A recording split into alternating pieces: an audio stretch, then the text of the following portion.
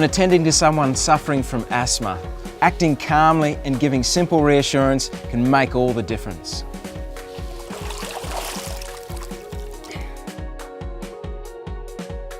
Sit the person upright. If symptoms are severe, call an ambulance immediately. Assist them with their blue reliever medication, according to their asthma action plan. If no plan is in place, use the 4x4 method.